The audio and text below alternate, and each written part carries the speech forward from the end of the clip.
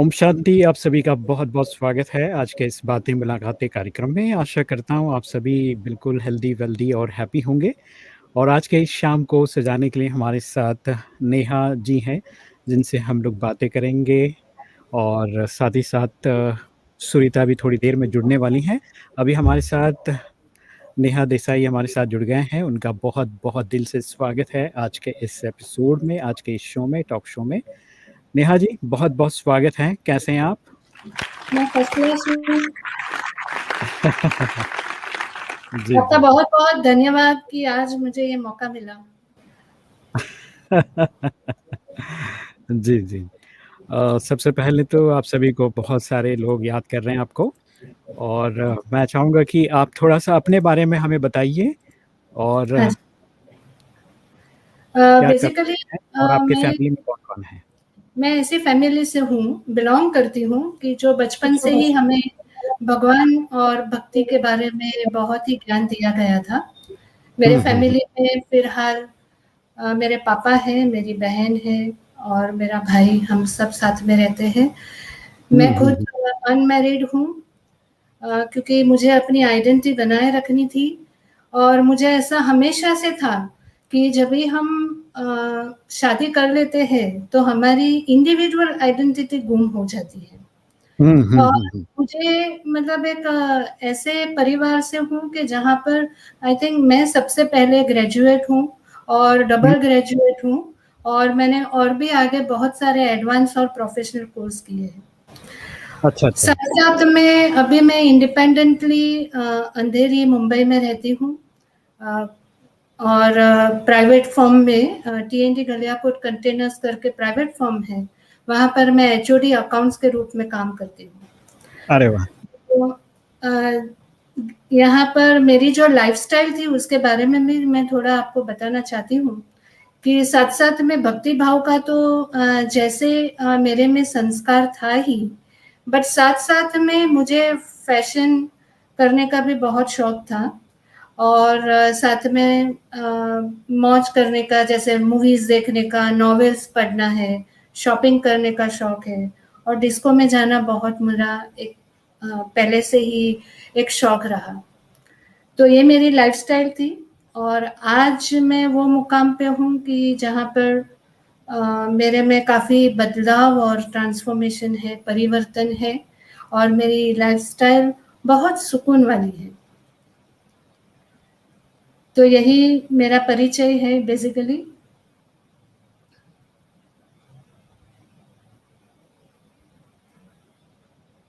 जी, जी। बहुत ही अच्छी बात आपने बताया कि आपका जो लाइफ़स्टाइल था वो बहुत ही डिफरेंट था और जी। फिर आपका ये ब्रह्मा कुमारी इसमें कैसे जुड़ना हुआ और किस तरह के आपके अंदर जो परिवर्तन आए उसके बारे में थोड़ा-सा बताइए? ब्रह्मा कुमारीज़ में जुड़ना मैंने कभी भी सपने में सोचा नहीं था। हाँ, हाँ, पर हाँ। मेरी एक बहुत ही ख़ास फ्रेंड थी जो अमेरिका में रहती है हुँ, और वो हुँ। हमेशा मुझे कहा करती थी कि बीके शिवानी करके कोई आस्था में आती है तो तुम उनको सुनो। तो मैं सोच रही थी कि ठीक है सुनेंगे क्योंकि हम तो पहले से ही भक्ति भाव में थे, तो हमें स्पिरिचुअलिटी मतलब ऑलरेडी हम सोच रहे थे कि भगवान को मानते हैं, भगवान को जानते हैं, भगवान से कनेक्टेड है। और ये सब बातों को लेकर चलते-चलते एक बार हमारा अचानक से माउंट आबू जाना हुआ फर्स्ट टाइम। और जब भी मैं फर्स्ट टाइम लाइफ में माउंट आबू गई, तो वहाँ पर मैंने ब्रह्मा कुमारी संस्था के इसमें प्रदर्शनी का थोड़ा-सा रूप रंग देखा और साथ-साथ में मेरा पीस पार्क में जाना हुआ। तो जब भी मैं पीस पार्क में गई, तो तभी मुझे ऐसा एक अनोखा-सा अनुभव हुआ कि जैसे यहाँ पर मैं बहुत बार आ चुकी हूँ। वहाँ की जो शांति और वहाँ की जो रूहानियत है या वहाँ के जो प्योरिटी और पॉज़िटिव के वाइब्रेशंस है, उसने मुझे बहुत अट्रैक्ट किया। और वहाँ से लौटने के बाद मैं सोमनाथ मंदिर गई शिव के जो फ़ेमस मंदिर है 12 ज्योतिर्लिंग में से, सोमनाथ मंदिर में जाना हुआ। मैंने मेरे कुल देवी के दर्शन किए और वहाँ से आने के बाद में मैंने थोड़ा-सा मेरे को एक ऐसे कशिश हुई कि जिससे मैंने टीवी में शिवानी बहन का थोड़ा-सा मैंने सुनना चालू किया आस्था में। ऑफ कोर्स जब भी मैं वो शिवानी बहन को सुन रही थी, तभी शिवानी बहन का पॉजिटिविटी के ऊपर ही ज़्यादा से ज़्यादा ये रहता था, लेक्चर्स या समझानी रहती थी। और अचानक पता नहीं क्या हुआ कि चलते-चलते मुझे एक दिन ब्रह्मा कुमारी इसका सेंटर दिख गया अंधेरी में, जो हमारी बीएससीएस हॉस्पिटल के नाम से फेमस है। तो मैंने कहा कि अरे ये तो हॉस्पिटल के अंदर ये कैसे है ब्रह्मा कुमारी का सेंटर। और एक संडे मैं वहां पर गई और वहां पर जाकर मैंने फाइंड आउट किया। और जब भी मैंने बोर्ड पढ़ा कि राजयोगा मेडिटेशन सेंटर, तो मैंने सही में ऐसे ही सोचा कि यहाँ आने से है ना फिजिकल योगा कुछ कराया जाएगा और हाँ, हाँ। हमारी हेल्थ अच्छी हो जाएगी। तो मैं वो ही मतलब संकल्प के साथ में मैं अंदर गई संडे को। तो वहां पर एक दो बहन भाई मिले और उन्होंने कहा कि आप यहाँ पर आपका नाम लिख के जाओ, अभी तो आपको कोर्स कराने के लिए कोई है नहीं, क्योंकि वो अक्टूबर नवंबर का महीना था और कुछ स्पेशल इवेंट्स ब्रह्मा कुमारी के रहते हैं, जिसे भगवान का अवतरण का समय कहा जाता है। हुँ, तो हुँ, हुँ। मैंने वो बहन को इतना ही कहा कि देखो मैं ऐसी हूँ ना, एक बार था ना तो मैं तुरंत करती हूँ, अगर आप देर करोगे तो मैं नहीं आऊंगी, ये मेरे वर्ड्स थे। और अच्छा, मैं अच्छा। वहां से लौट आई। लौट आने के बाद में ऐसा हुआ कि 5 या 7 दिन में एक भाई जी ने मुझे कॉल किया और वो भाई जी ने कहा कि आपको कुछ ब्रह्मा कुमारी इसका कोर्स करना है, राजयोगा मेडिटेशन। तो हमने बोला कि जी हमें करना है। तो वो बोले कि ये टाइम पे आओ 8 बजे। मैं बोला नहीं, मैं 8 बजे नहीं आ सकती हूँ सुबह, आप मुझे 7 बजे अगर करा सकते हो तो मैं 7 बजे आऊंगी। और मैंने बोला मैं शाम को भी नहीं आ सकती हूँ क्योंकि मैं वर्किंग हूँ। तो पता नहीं वो भाई ने फिर भी मुझे बोल दिया कि ठीक है आप 8 बजे आ जाइए, और मैं 8 बजे हमने कोर्स करना चालू किया। जब भी गए, 1 दिन 2 दिन बीत गया तो मैंने उनको बोला कि भाई साहब अभी आप मुझे योगा कभी सिखाओगे। तो मतलब क्योंकि मेरे बैक ऑफ द माइंड में तो यही था कि मुझे तो फिजिकल योगा करना है और यहाँ पे तो कुछ अलग ही चैप्टर्स चल रहे थे। और तीसरे या चौथे दिन एक जो चैप्टर चला, जिसे वर्ल्ड व्हील का चैप्टर कहा जाता है, सृष्टि चक्र का चैप्टर कहा जाता है, जिसे ड्रामा कहा जाता है। और वो चैप्टर में मुझे बहुत ही लॉजिकल लगा कि यहाँ पर ये बहुत लॉजिकल है कि जैसे हम ऐसे सोचते हैं कि मनुष्य आत्मा है, 84 लाख जन्म लेती है, पर वो 84 लाख जन्म का हिसाब तो आज तक किसी ने बताया ही नहीं। और यहाँ पर ये छोटे से चक्र में 84 जन्म का हिसाब, आप क्या बनते हो, आपकी वो पूरी कर्म फिलोसॉफी उतने वो चक्र में आ गई। तो इसने मुझे बहुत ही आकर्षित किया और धीरे धीरे इस संस्था में मैं जुड़ गई। जब भी मैं ये संस्था में आती भी थी कोर्स करने के लिए भी, या फिर मैं क्लासेस करने भी आती थी, तो मैं वैसे ही अपनी ओरिजिनल स्टाइल में मेकअप करके सज धज के ही आती थी। और बहुत लोग जो क्लास में ऑलरेडी बहुत सारे सीनियर सिटीजन्स थे या जो और स्टूडेंट्स थे, वो हमेशा ऐसे देखते थे कि जैसे कौन आ गया। तो शायद वो तभी उन्होंने भी ऐसा सोचा होगा कि ये ऐसे मॉडर्न जमाने की ये बहन यहाँ आकर क्या करेगी। पर 2 महीने में मेरी पूरी लाइफ चेंज हो गई और आज मुझे ज्ञान में चलते चलते ब्रह्म कुमारी संस्था से जुड़ के 10 साल हो गए, या 11वां साल में कहूँ कि चल रहा है। तो मैं समझती हूँ कि मैं बहुत ही लकी हूँ कि जिसने जिसने जिसको भगवान ने ढूंढा है। ऐसे देखो हम ऐसे मानते हैं कि जब भी भगवान का बुलावा आता है तभी ही हम वैष्णो देवी मंदिर में जा सकते हैं। पर मैं ऐसे मानती हूँ कि मेरा इतना अच्छा बुलावा भगवान ने भेजा कि मुझे अभी ईश्वरीय पालना में ही मैं पल रही हूँ। और मुझे अभी ना कोई चिंता है, ना कोई दुख है, ना कोई स्ट्रेस है, कुछ नहीं। मेरी लाइफ इतनी सिंपल जॉयफुल है और बहुत ही सहजता से, साधारण रीति से जीवन जीना आ गया और अभी यही जीवन अच्छी लगती है, क्योंकि इस जीवन में जो मजा है वो दूसरे जीवन में नहीं है, क्योंकि यहाँ टेंशन ही नहीं है ना, किसी को कुछ दिखाना ही नहीं है, हमें कोई भी आर्टिफिशियल चीजें हमें यहाँ करनी ही नहीं है, all original things we are doing. So जब भी हम हमारे ओरिजिनल क्वालिटीज, ओरिजिनल वर्च्यूज के साथ जब भी रहते हैं, तो मैं समझती हूँ कि उसकी एक कशिश अलग है और वो हमारे इस चेहरे पे भी दिखती है, लोगों को महसूस होती है। जी, जी। बहुत ही अच्छी बात आपने बताया कि कैसे आपका ब्रह्मा कुमारी से जुड़ना हुआ और फिर उन चीज़ों को आपने समझा अच्छी तरह से और अपने जीवन में उसको उतारना शुरू कर दिया। तो पहले वाला जीवन और अभी वाला जीवन में रात और दिन का फिर फ़र्क हो गया। तो जी। आइए एक और बात पूछना चाहूँगा, जो सबसे ज़्यादा इम्पोर्टेंट आपको लगा कोई एक चीज़ जो आपको आकर्षित किया है ब्रह्मा कुमारीज़ के नॉलेज में, तो वो कौन-सी बात है जो ऐसा लगा कि हाँ, यही वो चीज़ है जिसको मैं पाना चाहती थी? एक्चुअली ऐसे ऐसे देखा जाए तो जैसे भगवान को तो कौन नहीं पाना चाहता। तो हम भगवान को पाना चाहते थे और भगवान को हम ढूँढ भी रहे थे। पर भगवान कौन है, कहाँ है, क्या रहते हैं, कुछ पता नहीं है। तो मैं शॉर्ट में यही बताना चाहती हूँ कि जब भी हम कहाँ भी जाते हैं तो हमें एक अपनी आइडेंटिटी दिखानी होती है, हमें एक फॉर्म भरना होता है और वो फॉर्म में आपको हमेशा आपका नाम भरना होता है जो शरीर का नाम है। तो ब्रह्मा कुमारीज़ में आके मुझे एक ऐसा ओरिजिनल आइडेंटिटी मिला जो मैं छोटे 5-6 शब्दों में उसको डिस्क्राइब करना चाहती हूँ कि जब भी हम एडमिशन फॉर्म भरते हैं तो हाँ जी। उसमें हमें नाम लिखना होता है। तो हम लिखेंगे आपका नाम, तो मैं लिखूँगी नेहा देसाई हुँ, और ब्रह्मा कुमारी ने सिखाया कि आपका नाम आप एक आत्मा हो। दूसरा आपको लिखना होता है आपके पिताजी का नाम। तो मेरे अच्छा। पिताजी का नाम है अरविंद भाई देसाई, ठीक है? ब्रह्मा कुमारी ने सिखाया आपके पिताजी का नाम परमपिता परमात्मा शिव निराकार ज्योति बिंदु।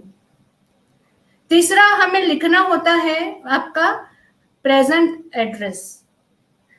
तो हम प्रेजेंट एड्रेस में अभी मेट्रो हाउस में अंधेरी में रहती हूँ, मैं वो लिखूंगी। पर मेरे को परमात्मा ने भी वही सिखाया कि आपका प्रेजेंट एड्रेस वही है 8 मेट्रो हाउस जहाँ आप हुँ, रहते हो।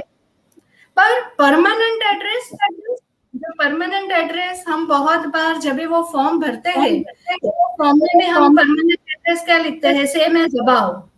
मोस्ट ऑफ द टाइम सब वही लिखते हैं कि सेम एज अबाव। और जी। मैंने तो लिखा कि मेरा परमानेंट एड्रेस है परम धाम, निर्माण धाम, शांति धाम, आत्माओं का धाम। और पांचवा लास्ट में हमें लिखना होता है आपका ऑक्यूपेशन। तो ऑक्यूपेशन में हम लिखते हैं हाउसवाइफ है, प्रोफेशनल है, व्हाटएवर। पर परमात्मा ने सिखाया कि आपका कर्म का आपको क्या करना है कि यहाँ पर आकर अपने संस्कारों से स्व परिवर्तन से सृष्टि को परिवर्तन करना है। तो हमारा ऑक्यूपेशन क्या है? कल्याणकारी है, परिवर्तन करना। तो नॉर्मली ये 5 पॉइंट्स में मुझे लगता है कि पूरा ब्रह्म कुमारी इसका परिचय बहुत अच्छे से आ जाता है। तो मुझे जी, एक जी। ये आकर्षित किया कि आपका पूरा ओरिजिनल आइडेंटिटी आपको यहाँ पर मिली। सेकेंडली, आत्मा और परमात्मा का संबंध क्या है? हुँ, हुँ। इसके लिए भी मैं हमेशा मैंने ऐसे सोचा कि जैसे हम मंदिर में जाते हैं, तो मंदिर में 10-15 देवता रहते हैं। तो बहुत डिफिकल्ट है कि किसके ऊपर फोकस करके क्या माने। तो मंदिर में जाते हैं तो बहुत कंफ्यूजन है। जैसे हम लोग वो भी मानते हैं सोमवार है तो शंकर का दिन है, मंगलवार है तो गणपति, गुरुवार को साईं बाबा। पर अभी हमारी प्रॉब्लम, अगर हम साईं बाबा को मानते हैं और हमारी प्रॉब्लम अगर वेडनेसडे आ गई तो हम किसको बुलाएंगे? ये भी एक हुँ, मन में थॉट है। तो किसी एक के सहारे जीना, मतलब किसी एक को मानना, एक के पथ पर चलना, ये मुझे यहाँ बहुत आकर्षित किया कि सब जो भगवान है वो भगवान के ऊपर है, निराकार परमात्मा शिव है, तो जो ऊंचे थे ऊंचे हैं।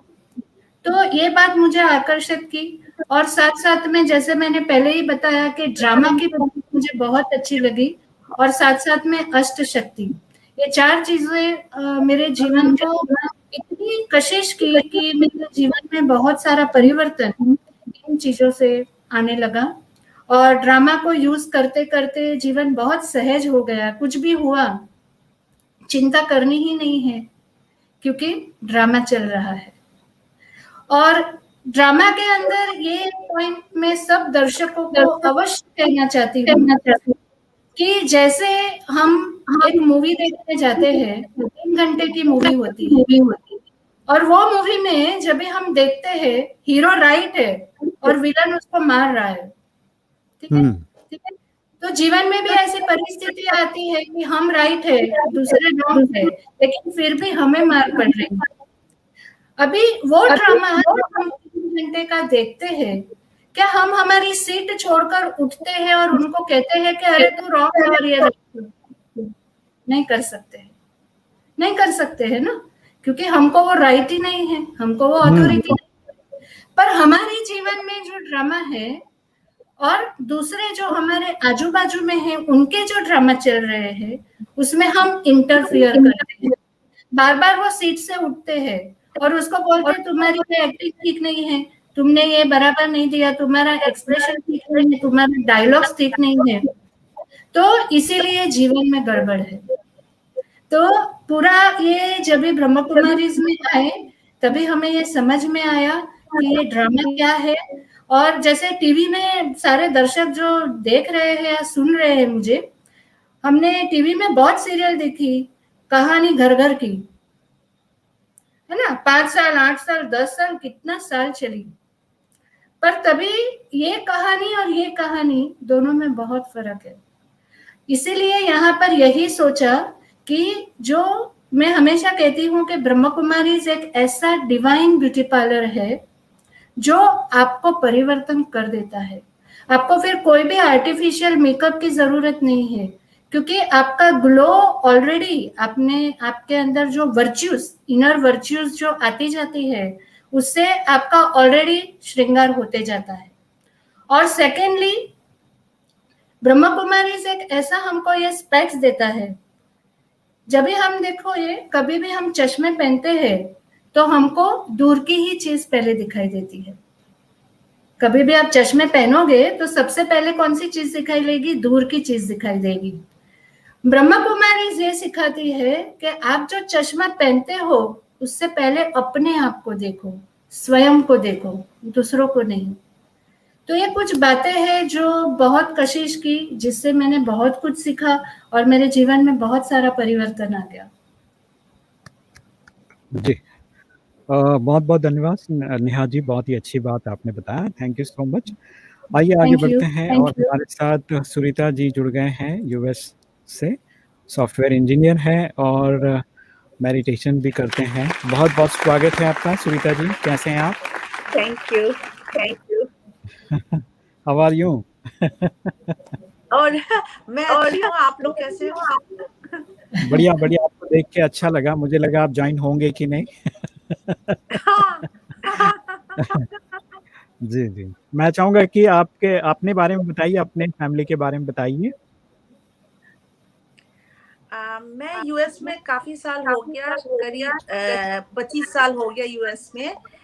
मेरा फैमिली के साथ मैं माइग्रेट हुई हूँ और मैं मम्मी पापा की एक बेटी हूँ और उन लोग भी बहुत धार्मिक है। और मैं बचपन में दीक्षा लिया था और मुझे बचपन से एक प्रश्न आता था मेरे मन में कि जब मैं बीमार होती थी कि अरे हम कहाँ जाएंगे अगर हम मर गया तो। इवन हम स्कूल में जब जाते थे मेरा फ्रेंड्स से पूछते थे तो वो लोग कहते थे सुनीता तू चिंता मत कर, जब तेरा उम्र होगा automatically you will be ready to go. ये सवाल मेरा बचपन में हर टाइम रहते थे। हाँ, तो मेरा मम्मी मुझे हर एक जगह लेके जाते, मेरा बेटी को क्या हो गया। फिर ये सब करते करते यहाँ पर नौकरी कर रही हूँ मैं, और फिर जब मैं सब ह्यूमन बीइंग्स को मैं देखती हूँ, मैं उन लोग के आत्मा को छूने की कोशिश करती हूँ। मैं सोचती हूँ ये तो एक शरीर में बंद हो गया, शायद वो लोग पिछले जन्म में कुछ और थे, अभी यहाँ पर कुछ और है। तो वो लोग अगर बुरा भी बोले, गलत भी बोले, मैं उसके आत्मा को छूने की कोशिश करती हूँ। वो उसका जो एक लेयर होता है, उसको beyond that I try to access. फिर मैं सोचती हूँ कि उसका मन में अगर कोई गलत भी हुआ, वो परिवर्तन होके मेरे तरफ अच्छा हो जाए। और फिर मैं सोचती हूँ कि कोई भी अगर दुखी होके मुझे गालियां निकाले, कुछ भी करे, मैं सोचती हूँ कि ये इसका संस्कार है, हमारा तो कुछ नहीं, हमको अवार्ड नहीं मिल रहा अगर हम उसको दो वापस गालियां मारे या कोई चाटा दे, you know, I am not getting any award, तो बोलने दो उसको जो मर्जी करने दो। तो मैं कभी कभार ये भी सोचती हूँ, मेरा जो अभी जो अनुभव है कि जब हम गाड़ी चलाते हैं, मैं सोचती हूँ देखो इतने सारे गाड़ी, इतने सारे इंसान कहाँ जा रहे हैं, उन लोग को कुछ पता नहीं, कोई दिशा नहीं। एक दिन तो सब कोई को जाना पड़ेगा ना परमात्मा के पास। तो ये फीलिंग जब मुझे आती है तो मुझे बहुत हल्का सा महसूस होता है, मतलब हमको डर नहीं लगता। मैं सोचती हूँ कि अरे कभी कभार ऐसा फीलिंग होता है कि मैं कहीं और जा रही हूँ, दूसरी जगह में जा रही हूँ, और मेरा शरीर में बहुत हल्का सा महसूस होता है। और फिर कोई डर नहीं रहता कि अरे, मेरा मम्मी को मैंने सुना कहते हुए, अरे मुझे बहुत डर लगता है, मैं अगर चली जाऊंगी मुझे बहुत डर लगता है, सुनीता मैं क्या करूं। मैं कहती हूँ मम्मी तुम डरो मत, तुम दूसरे जगह जा रहे हो और तुम बहुत सुरक्षित रहोगे। ये तो तुम्हारा शरीर है जो अभी जवाब देने की कोशिश करेगा, जब टाइम आएगा तो फिर तुम दूसरे जगह जाओ। जैसे तुम कोई दुकान में जाते हो शॉपिंग में, एक दुकान छोड़ के दूसरे दुकान जाते हो, तो वैसे ही तुम एक दुकान छोड़ के दूसरे दुकान जाओगे, फिर वहां पर तुम्हारा जो काम तुम्हारे सौंपा जाएगा वही तुम काम करोगे। बस ऐसे ही चलता रहेगा। पर और जो तुम्हारा जो संस्कार पिछले जन्म का है, अगर तुमने अच्छा संस्कार किया, वो तुम्हारा अगले जन्म में उसको दिखाई देगा, मतलब it will reflect.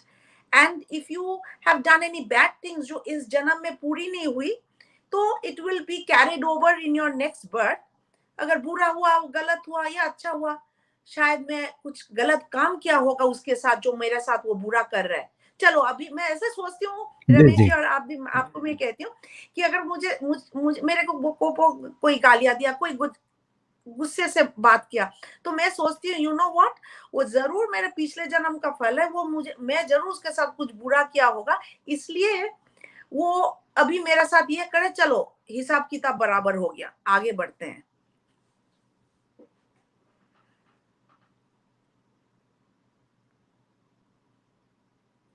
I mean, this is what I think. जी, सुनीता जी, बहुत ही अच्छा बात आपने बताया कि कैसे आप जो है दीक्षा लेने के बाद आपके अंदर जो विचार आते थे, मरने के बाद कहा जाता है।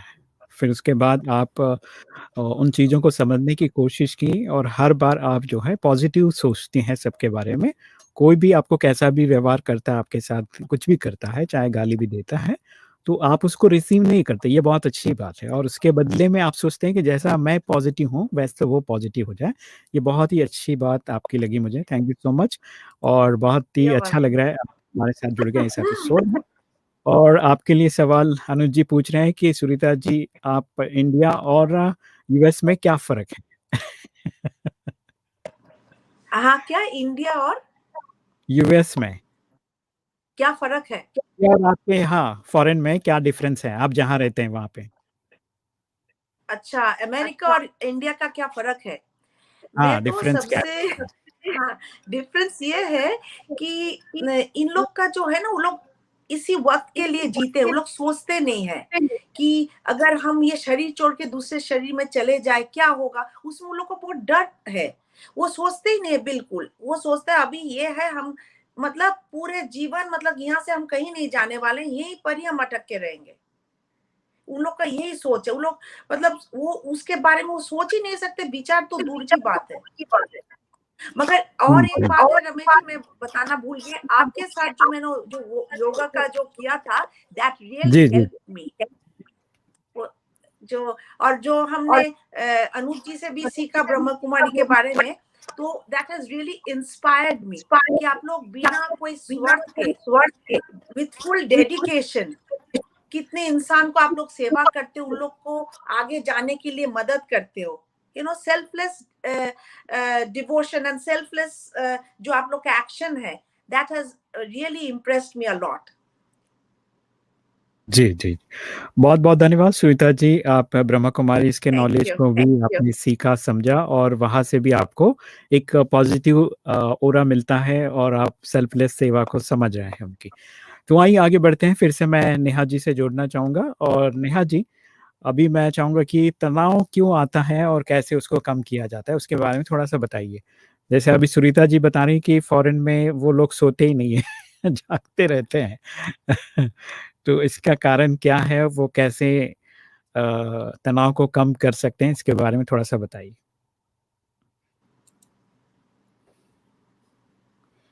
संकल्प हमारे मन में चलते हैं। अच्छा। मतलब हमारे एक्चुअली देखिए, तनाव आने का एक सिंपल सा मैं एग्जाम्पल देकर समझाना चाहूंगी कि जैसे हम ड्राइव करके कहाँ जा रहे हैं और बहुत सारे गाड़ियां एक साथ दौड़ रही है रोड के ऊपर, और सपोज वहां पर अगर ट्रैफिक सिग्नल न हो तो क्या होगा? क्या होगा? एक्सीडेंट्स ज्यादा होंगे और जाम होने का भी चांस हो जाएगा ना, क्योंकि कोई ये टर्न लेगा, कोई राइट टर्न ले लेगा, कोई सीधा जाएगा, कोई फास्ट स्पीड में आएगा। तो ऐसे ही हमारे जो विचार है वो भी एक गाड़ी के समान है। जो गाड़ी जैसे तेज दौड़ती है ना, घोड़े तेज दौड़ते हैं, वैसे हमारे मन के संकल्प भी उतने तेज दौड़ते हैं। एक सिचुएशन हो गई, उसके साथ में हमने एक नहीं, एक साथ कई संकल्प चला लिए। कुछ परिस्थिति आई, क्यों हुआ, किसने किया, इसकी वजह से हो गया, इसने क्यों ऐसा किया, मैंने तो कभी उसके साथ ऐसा नहीं किया था, मैंने कभी इसका बुरा नहीं चाहा, ये मेरे से क्यों। सी ये 2 सेकंड में हाउ मेनी संकल्प आई कुड से। तो इतने जो संकल्प हमारे मन में चलते हैं, और वो संकल्प के ऊपर संकल्प जब भी हम कहते हैं तो वो बैलेंस नहीं रहता है। इट्स लाइक डब्बे के ऊपर आप डब्बे रखेंगे तो कितने डब्बे रखेंगे? कभी ना कभी वो गिरेंगे। Correct? Like spring, like second example spring, कि जब भी आप स्प्रिंग को दबाते रहोगे, सप्रेस करते रहोगे, तो एक दिन वो स्प्रिंग ऐसे उछलेगी कि जो आपको एकदम फाड़ देगी। मतलब फिर आपका जो स्ट्रेस है, लाइक जैसे पहले जमाने में हम सुनते थे कि लोगों को टेंशन है, फिर हमको नया वर्ड मिला स्ट्रेस, फिर स्ट्रेस से अभी तो आ गया डिप्रेस्ड, और अभी डिप्रेशन से आ गया डिप्रेशन, और अभी आगे क्या होगा पता नहीं। तो तनाव आने का मेन कारण है कि हमारे मन के जो संकल्प जो घोड़े के जैसे दौड़ते हैं, उसको हम लगाम नहीं दे पाते हैं। एक के बाद एक ऐसे थॉट्स जो कहते हैं ना 5 W's, why, where, who, what, when, तो उससे ही बाहर नहीं आते, और हम पोस्टमार्टम करते रहते। तो जितना हम पोस्टमार्टम करते हैं, हमको उसमें सोल्यूशन नहीं मिलता है। जब भी हम पोस्टमार्टम करते हैं, हमारी जो अच्छी एनर्जी है, जो पॉजिटिव एनर्जी है, वो वेस्ट हो जाती है, और इसीलिए तनाव से बाहर निकलने के लिए हमारे पास कोई भी एनर्जी नहीं बचती। तो एक मतलब इसी वजह से वो संकल्प के द्वारा वो स्ट्रेस बढ़ते जाता है, क्योंकि हम उसको खाली नहीं कर रहे हैं ना, कहाँ पे खाली नहीं कर रहे हैं ना, उसको ब्रेक लगा रहे हैं, उसको जमा कर रहे हैं। तो इसीलिए हमारा जीना बहुत मुश्किल हो जाता है फिर। और स्ट्रेस कम करने की सबसे अच्छी विधि ये है, लेट गो करना सीखे, फॉरगिव करना सीखे। जो बातें हो गई, अगर मैं इतना पोस्टमार्टम भी करूंगी तो क्या वो बातें फिर से पहले जैसी जो मैं चाहती हूँ वैसा होगा? नहीं होने वाला है। There are situations which are not in my control, which I cannot change because of the surrounding, because of the thinking I have, or because of the situations prevailing in the market or the environment. So that time what you will do, you have to accept the things as it is. जो ब्रह्म कुमारी संस्था में आकर हमने ये सीखा कि आप किसी को चेंज नहीं कर सकते। सिंपल एग्जाम्पल, बच्चे, अगर आपका छोटा बच्चा है, उसने हाथ में चाकू ले लिया है, क्या वो चाकू को आप ले सकते हो उससे? नहीं, वो नहीं देगा आपको। उसके लिए आपको क्या करना पड़ेगा? या तो उसको चॉकलेट देनी पड़ेगी, नहीं तो एक अच्छा सा टेडी बेयर देना पड़ेगा। जब भी आप वो टेडी बेयर देंगे उनको, तभी वो चाकू छोड़ देगा। तो हमारा मन भी ऐसा ही है, एक बच्चे के समान। जब तक नेगेटिव थॉट, वेस्ट थॉट, व्यर्थ संकल्प वो करता है, वो करते ही जाता है, करते ही जाता है। और उसको चेंज करने के लिए आपको पॉजिटिव थॉट का टेडी बेयर, पॉजिटिव थॉट की चॉकलेट देनी पड़ेगी, तभी ही वो चेंज होगा। और ब्रह्मा कुमारी संस्था में एक बहुत ही अच्छी विधि है कि हर 1 घंटे में आपको आपका जो भी कार्य है उससे डिटैच होना है। आपका मतलब जो आपके मन के संकल्प है उसको रेड सिग्नल लगाना है और ग्रीन सिग्नल ऑन करके भगवान से कनेक्ट होना है। ये बहुत ही मतलब एक बहुत ही अच्छी विधि है कि जिसमें हमारे जो भी नेगेटिव विचार है उसको स्टॉप करना है और परमात्मा से जुड़कर उसके जो गुण और शक्तियां है उसको अपने अंदर लेना है और हमारा जो वातावरण है वो चेंज हो जाता है। तो मैं समझती हूँ कि ये विधि जरूरी नहीं है कि हमें ब्रह्मा कुमारी संस्था में जुड़ के ही ये हम कर सकते हैं। जो दर्शक अगर ब्रह्मा कुमारी संस्था में जुड़े भी नहीं है, जो मुझे सुन रहे हैं, खाली आप जब भी आपको बहुत सारा तनाव महसूस होवे, तभी खाली 5 मिनट एकांत में कहाँ बैठ जाइए, कोई आपकी अच्छी मेमोरी में खो जाइए। जो पर्सन के साथ आपका झगड़ा हो गया है या जो पर्सन के साथ में आपकी तू मैं हुई है, उसकी कोई अच्छी क्वालिटीज को याद करिए, उसकी कोई अच्छी बीती हुई बातों को याद करिए और देखिए आपका जो टेम्पररी जो स्ट्रेस है वो कैसे गायब हो जाता है। मैं तो समझती हूँ कि ये बहुत ही अच्छी विधि है। इसमें आपको सेल्फ रियलाइजेशन की जरूरत है कि हम नेगेटिव थॉट में जा रहे हैं या मुझे स्ट्रेस हो रहा है। जब तक ये हम रियलाइज नहीं करेंगे, परिवर्तन करना बहुत डिफिकल्ट है। That's true. नेहा जी, बहुत ही अच्छी बात आपने बताया है और मुझे लगता है कि हमारे दर्शक मित्रों को भी अच्छा लग रहा है और तनाव का कारण क्या है, उसका निवारण क्या है, ये आपने स्पष्ट किया। सुनीता जी, मैं चाहूँगा कि आप अपने तनाव को कैसे कंट्रोल करते हैं? या तनाव में आते ही नहीं? आप सकारात्मक ही सोचते हैं? मैं ये अच्छी बात पूछी आपने, but you will not believe, हम कभी डिप्रेशन में जाती नहीं हूँ।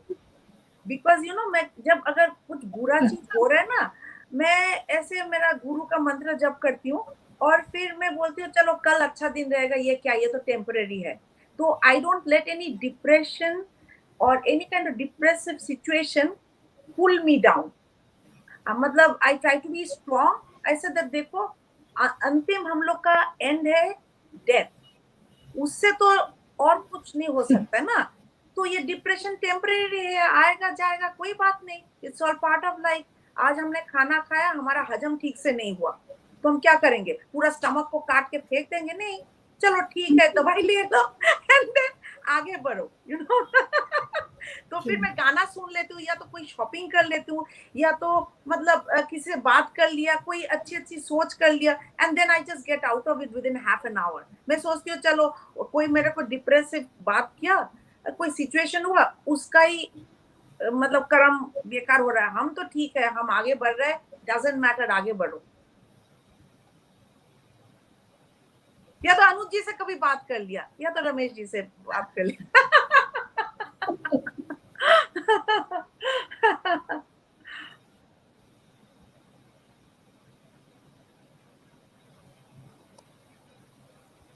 सुनीता जी, बहुत ही अच्छी बात आपने बताया कि कैसे आप एक मतलब तनाव को दूर करने का आपका एक तरीका अलग है ना? आप सोचते हैं कि मृत्यु से बड़ा तो कुछ नहीं है जीवन में, तो आप वो पॉजिटिविटी को और एक आइडिया से अपने आप को समझाते हो और उस वजह से आप दूसरों के प्रभाव में नहीं आते हो, ये एक अच्छी बात है।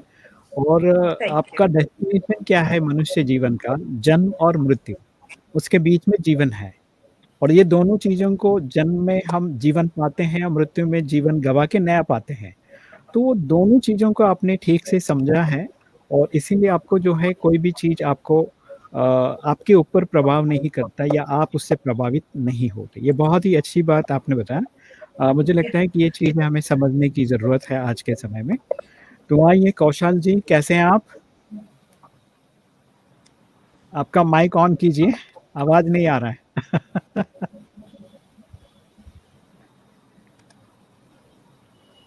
हाँ जी, बोलिए कुछ। आपकी आवाज नहीं आ रही है। सुरीता, आप सुन रहे हैं क्या? हाँ, आपको आवाज आ रहा है रमेश जी? अभी थोड़ा थोड़ा आ रहा है। नहीं, ठीक थोड़ा आ रहा वॉल्यूम है। बढ़ा दीजिए आपने।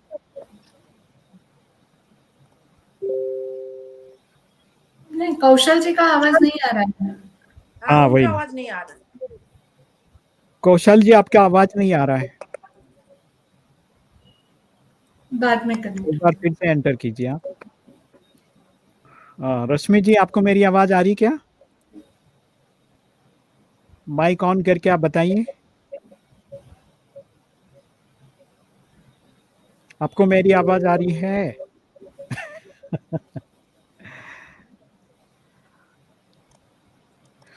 नमस्कार, आप सुन रहे रेडियो मधुबन 90.4 एफएम।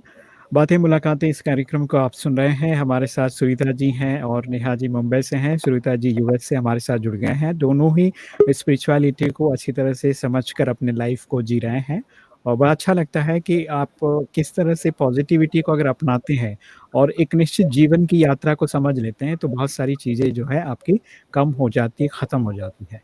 तो निश्चित तौर पे हमारे जीवन में कई बार होता है कि हम लोग बहुत सारे इस सिचुएशन को फेस करना पड़ता है और जैसे अभी का कोरोना टाइम चला है, अभी भी ख़त्म नहीं हुआ सब जगह से।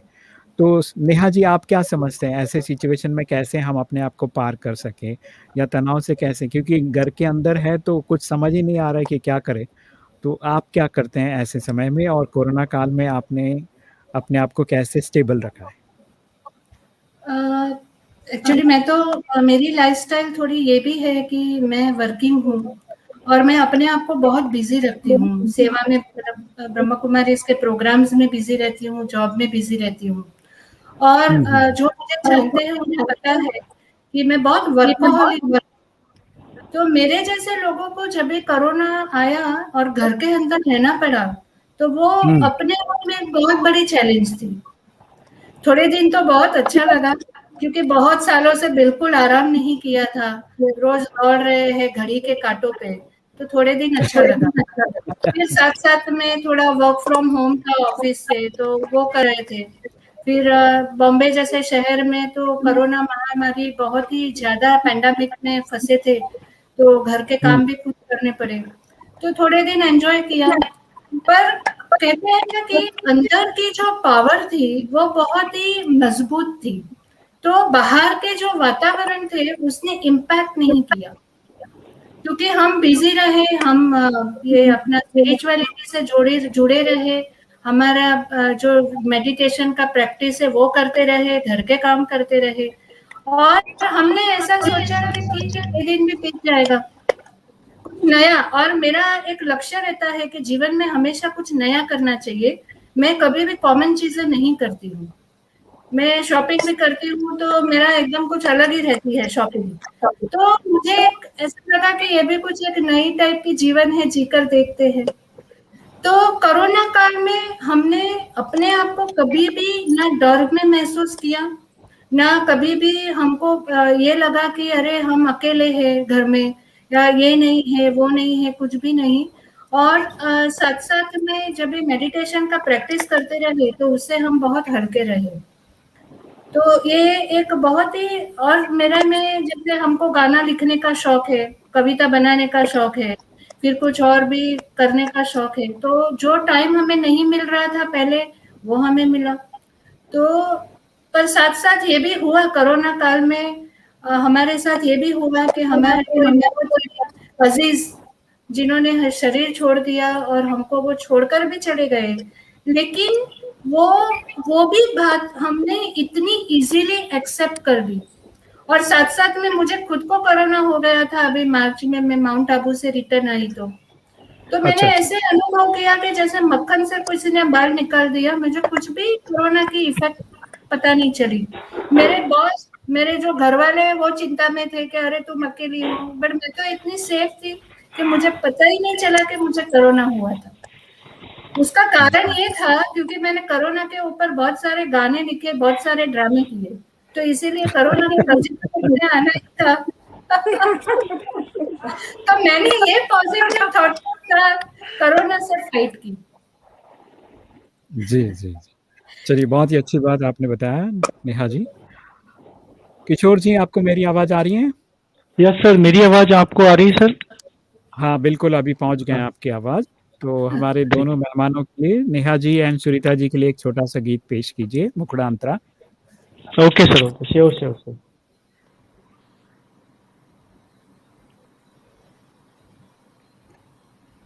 पंकज जी ने याद किया है, उनको लॉकडाउन में तो बहुत अच्छा लग रहा है क्योंकि रोज़ उन्हें अलग-अलग महान बॉस से मुलाकात होती है, इसीलिए उन्हें अच्छा लग रहा है। Pankaj ji, thank you so much.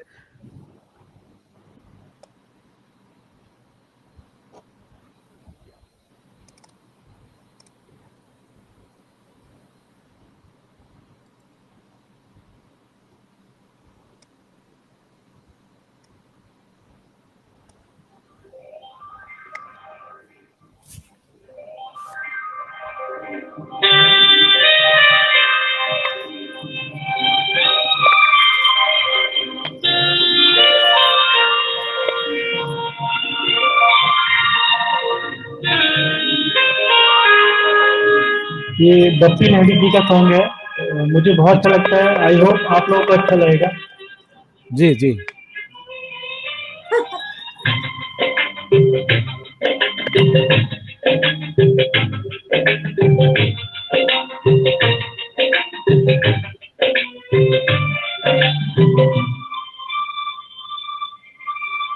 दिल में हो तुम, आँखों में तुम, बोलो तुम्हें कैसे चाहूं।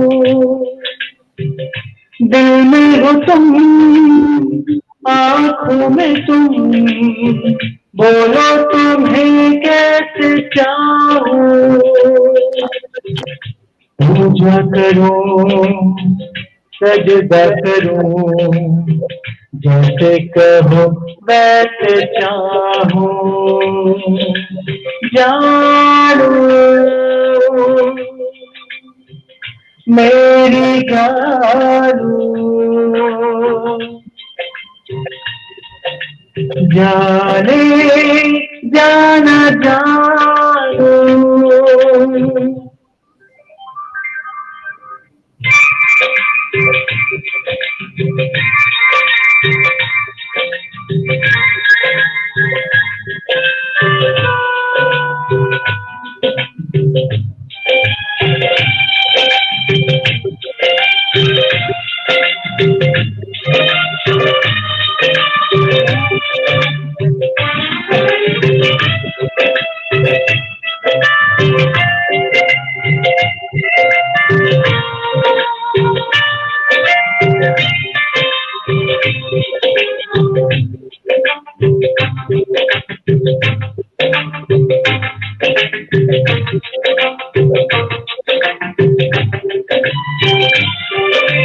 अकेला हूँ मैं अकेला, तुम्हें तेरे दिल ने पुकारा। तुम्हारी याद सताए, नहीं है कोई हमारा। ये हम अपने गॉड के लिए बोल सकते हैं। अकेला हूँ मैं अकेला, तुम्हें तेरे दिल ने पुकारा। तुम्हारी यादें सताए, नहीं है कोई हमारा। दुनिया के गम सहता हूँ मैं, दुनिया के गम सह न पाऊं। जानो मेरी जानो, जाने जाना जानो।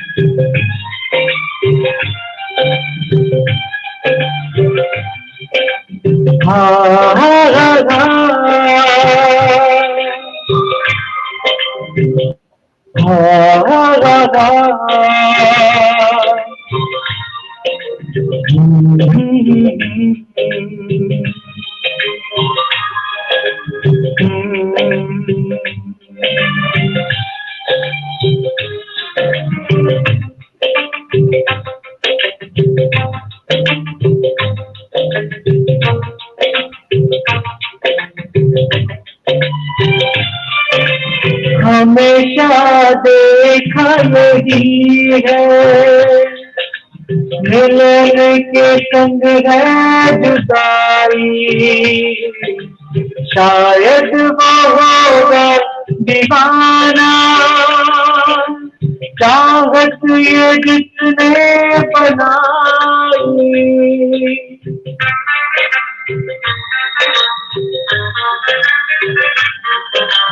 हमेशा देखा यही है, मिलन के संग है जुदाई, शायद वो होगा दीवाना, चाहत ये जिसने बनाई। चाहे जलूं चाहे मरूं, तुम भी तेरे गुन में गाऊं। दिल में हो तुम, आँखों में तुम, बोलो तुम्हें कैसे चाहूं। पूजा करूं सजदा करूं, जैसे कहो वैसे चाहूं। जानो मेरी जानू, जाने जाना जानो।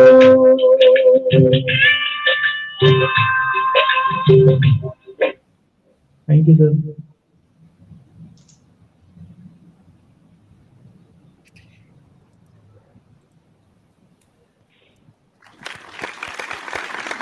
किशोर जी मजा आ गया भाई। Thank you sir. ये हमारे दोस्त ने भी मजा आ गया करके लिख के भेजा है मैसेज आपके लिए, और बड़ा आनंद कर दिया आपने। और एक सवाल आया है, मयंक जी लिखते हैं, मयंक सुतार जी,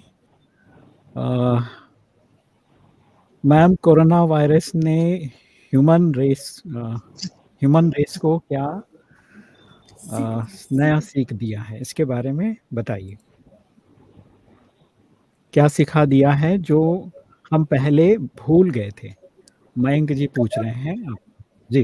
कोरोना वायरस ने सबसे पहले हमें ये सिखाया कि हमारी जीवन की जरूरियात बहुत लिमिटेड है। हमने सबने ये अनुभव किया कि कितनी कम चीजों में हमने हमारे जीवन को व्यतीत किया। हमारी जो खाने पीने की चीजें हैं वो सबको भी लिमिटेड करके हमने जीवन को ये किया। साथ साथ में हमने ये भी देखा कि जो एक दूसरे को फैमिली में समय नहीं दे पा रहे थे, एक दूसरे को समझ नहीं पा रहे थे, एक दूसरे के साथ एडजस्ट नहीं हो पा रहे थे, ये कोरोना वायरस में ये हो गया। क्योंकि जो जॉइंट परिवार है, जो बॉम्बे जैसे शहरों में छोटे घरों में रहते हैं, तो नेचुरली उनको कितना कॉम्प्रोमाइज करके रहना पड़ता है, एक दूसरे के साथ एडजस्ट करना रहता है। साथ साथ में एक दूसरे को सहयोग देना उन्होंने सीखा, एक दूसरे की जरूरियात को सीखा, जानना मानना सीखा कि अभी ये जरूरियात है, ये जरूरियात है। घर में लोगों ने कामों को बांटना सीखा। साथ साथ में लोगों की भगवान और भक्ति में, पूजा में आस्था भी बढ़ गई, क्योंकि लोगों ने बहुत सारी भगवान को लोगों ने बैठकर याद किया। और साथ साथ में ऐसे लगा कि जो हमारी लाइफ पूरी घड़ी की कांटों पे चल रही थी, बॉम्बे में तो लाइफ कितनी फास्ट है, 8 बजे तो ट्रेन के अंदर होना ही चाहिए, नहीं तो जॉब पे पहुंच नहीं सकते। तो वो जो घड़ी के कांटों के ऊपर जो चलने वाली लाइफ थी, उसमें ऐसा महसूस किया कि हमको घड़ी को ही उतार देना पड़ा, क्योंकि टाइम ही टाइम था, कोई पूछने वाला नहीं है, कहाँ जाना नहीं है, कहाँ आना नहीं है। तो इस टाइम पे एक जो स्टार्टिंग में 1-2 महीना तो लोगों ने उसको बहुत ही अच्छी तरह एंजॉय किया, बट साथ साथ में पेपर्स भी आए, घरों में, लोगों के घरों में कोरोना होने लगा और बहुत जन छोड़ के चले गए। साथ साथ में खाने पीने का सामान का भी कभी कभी ऐसे हो गया कि एक चीज है दूसरी चीज नहीं है, लेकिन फिर भी किसी ने जीना नहीं छोड़ा। कहते हैं ना कि मीन्स मुस्कुराते जा और जीवन जीते जा। तो ऐसे ही आज की तारीख में भी, जैसे मुंबई जैसे शहर में अभी भी कोरोना से हम फ्री नहीं है, लेकिन ये कोरोना के काल में भी लोगों ने सब त्योहार मनाए, रक्षाबंधन भी मनाई, गणपति भी आए, देवियां भी आई, क्रिसमस भी मनाया, न्यू ईयर भी सेलिब्रेट किया। तो इसके लिए मतलब हमारे दिल के अंदर जो प्यार है, जो उत्साह है, उमंग है, वो कोरोना आया लेकिन उसने वो कम नहीं किया। तो हम लोग ने जिंदगी को जिंदा दिली से जीना सीख लिया। मैं समझती हूँ कि जिन्होंने ये क्वेश्चन पूछा है उनको सेटिस्फैक्टरी आंसर मिला होगा। जी, मयंक जी, आपको सही जवाब मिल गया होगा। सुपर अनुभव सभी के लिए था। ये पंकज जी ने मैसेज किया है और एग्जैक्टली करके रेहान जैन ने लिख के भेजा है। रेहान, बहुत बहुत धन्यवाद, शुक्रिया आपका। और आपके मन में कोई सवाल हो, पूछना हो, सुरीता जी से भी पूछ सकते हैं। सुरीता जी, मैं यही सवाल आपसे भी पूछना चाहूँगा, क्योंकि वहाँ पर भी कोरोना तो था अमेरिका में, ऐसा नहीं कि इंडिया में ही था। तो आपने कोरोना से क्या सीखा या कुछ नया किया? थोड़ा-सा आपका एक्सपीरियंस बताइए।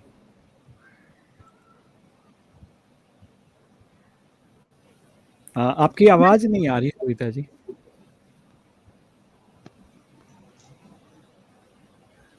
हुँ, हुँ, हुँ।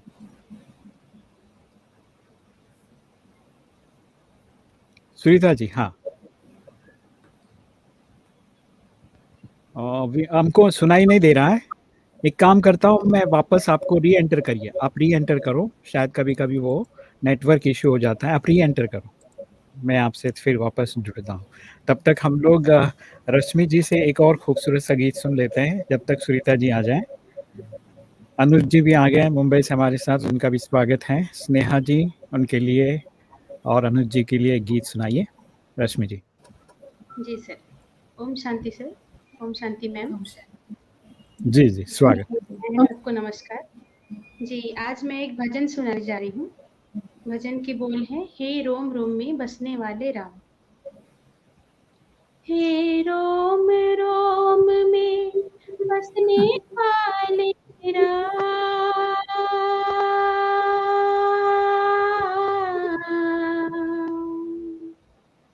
मेरे रोम रोम में बसने वाले राम, जगत के स्वामी हे अंतर्यामी, मैं तुझसे क्या मांगू, मैं तुझसे क्या मांगू। हे रोम रोम में बसने वाले राम, जगत के स्वामी हे अंतर्यामी, तुझसे क्या मांगू, मैं तुझसे क्या मांगू। हे रोम रोम में बसने वाले राम, आस का बंधन तोड़ चुकी हूँ, तुझ पर सब कुछ छोड़ चुकी हूँ। आस का बंधन तोड़ चुकी हूँ, तुझ पर सब कुछ छोड़ चुकी हूँ। नाथ मेरे मैं क्यों कुछ सोचूं, नाथ मेरे मैं क्यों कुछ सोचूं, तू जाने तेरा काम, जगत के स्वामी हे अंतर्यामी, मैं तुझसे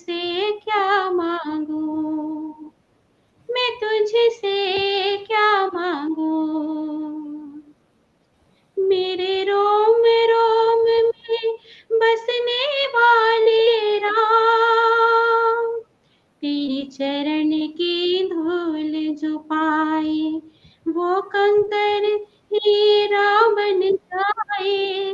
तेरे चरण की धूल जो पाए, वो कंकर हीरा बन जाए। भाग्य मेरे जो मैंने पाया, भाग्य मेरे जो मैंने पाया, इन चरणों में धाम। जगत के स्वामी है अंतर्यामी, मैं तुझसे क्या मांगू, मैं तुझसे क्या मांगू।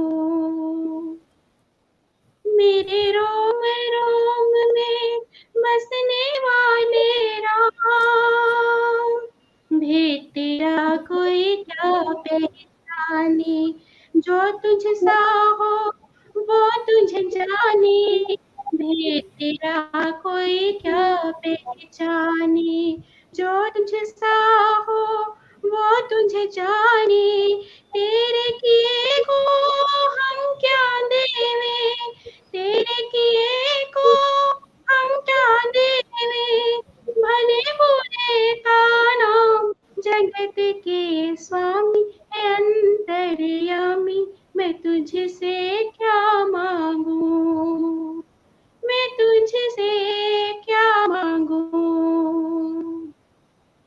हे रोम रोम में बसने वाले राम, जगत के स्वामी है अंतर्यामी, मैं तुझसे क्या मांगू, मैं तुझसे क्या मांगू। मेरे रोम रोम में बसने वाले राम। धन्यवाद।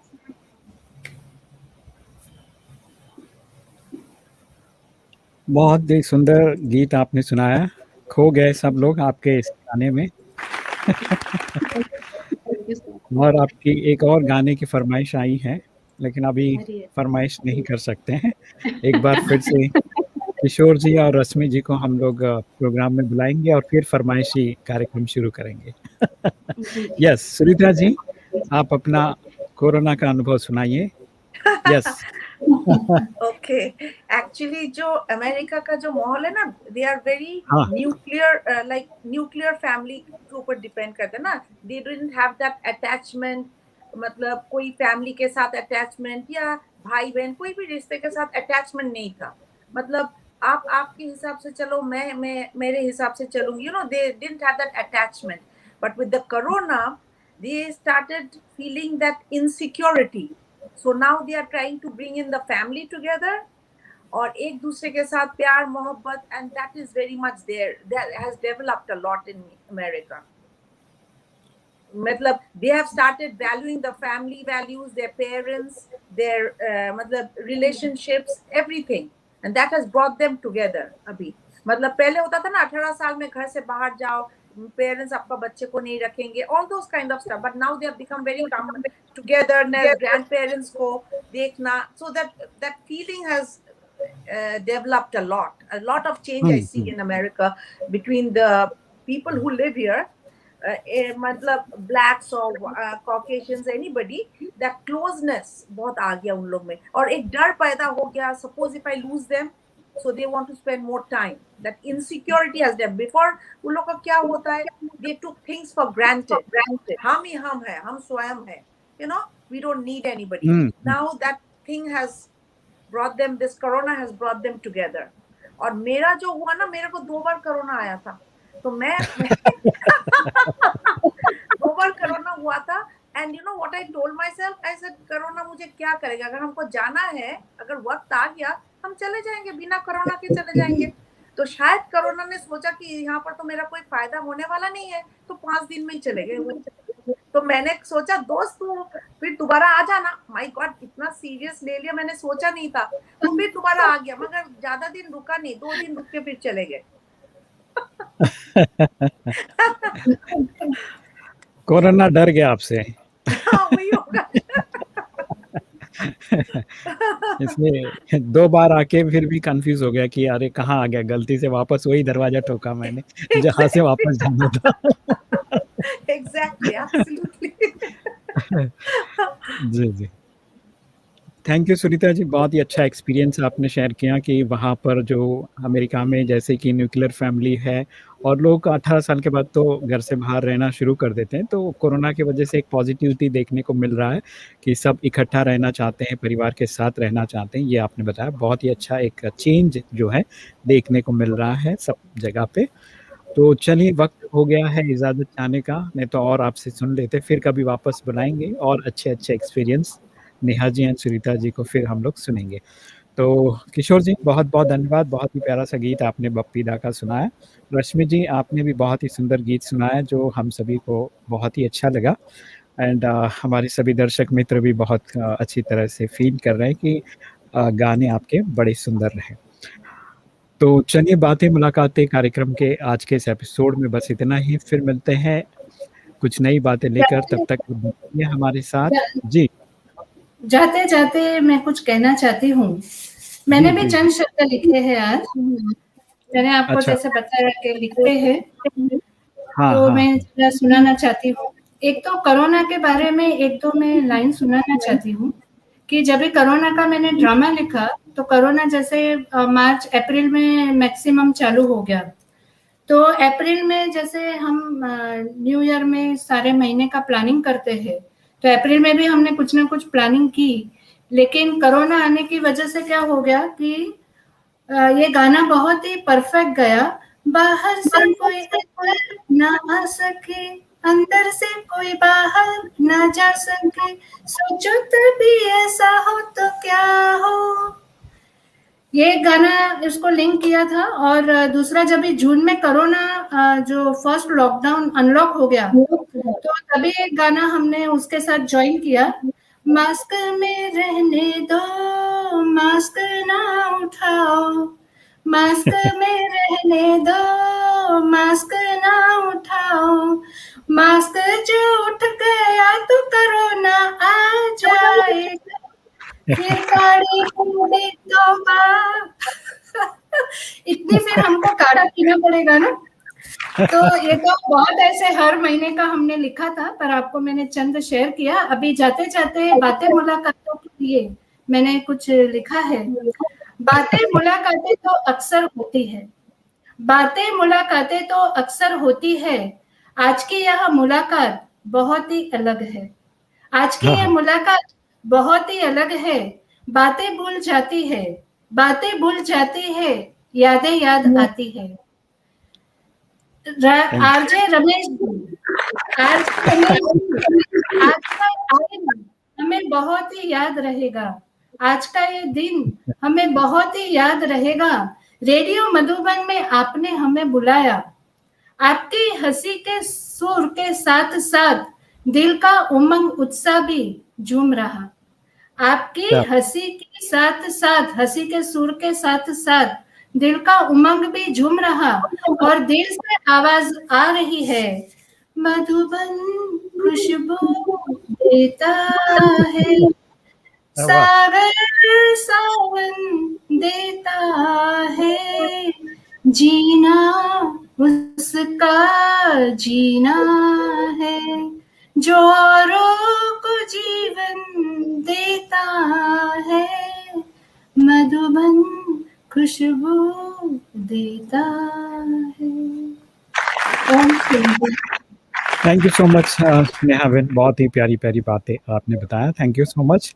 और चलिए दोस्तों, आज के इस एपिसोड में बस इतना ही, फिर मिलते हैं और मैं चाहूँगा कि आप अपना ख़्याल रखिए, अपनों का ख़्याल रखिए और जो बातें हमने की हैं, नेहा जी एंड सुनीता जी ने बहुत ही अच्छा अनमोल एक्सपीरियंस आपके साथ शेयर किया है।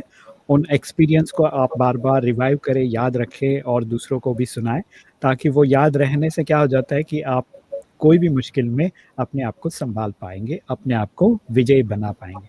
तो आप सभी खुश रहें, हर मुश्किल में आप विजय बनें, इन्हीं शुभकामनाओं के साथ, इन्हीं दुआओं के साथ फिर मिलते हैं। नेहा जी, सुनीता जी, अनुज जी, किशोर जी एंड रश्मि जी को फिर से एक बार बहुत सारी शुभकामनाएँ, मंगल कामनाएँ। आप सुन रहे हैं रेडियो मधुबन 90.4 एफएम।